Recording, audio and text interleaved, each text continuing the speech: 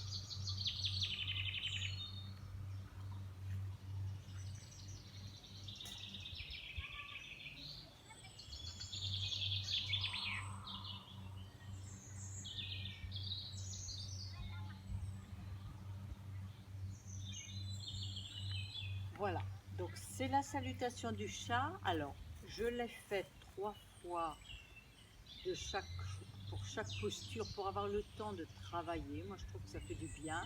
on peut le faire qu'une fois. Moi, j'aime bien le faire 3 fois, le temps de travailler. Voilà.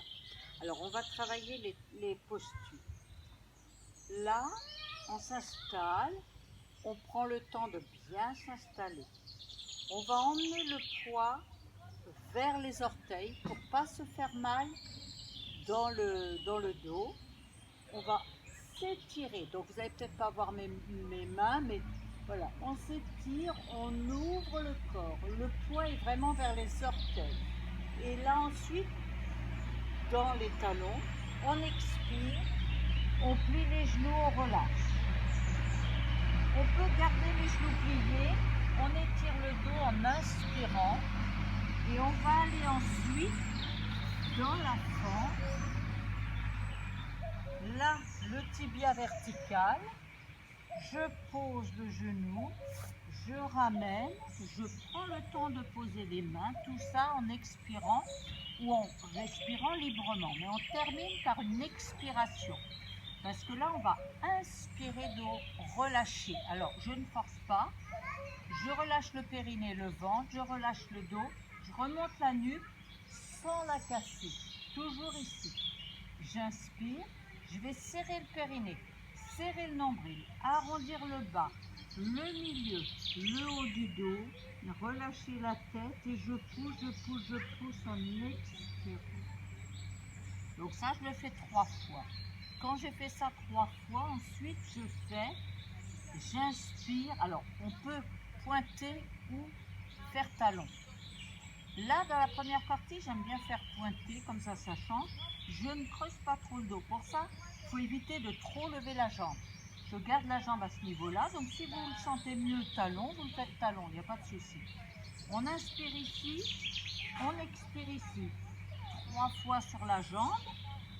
On inspire ici, on expire ici. On n'est pas obligé d'emmener le genou au nez, mais si on y arrive, on le fait. Et on peut aussi poser les orteils.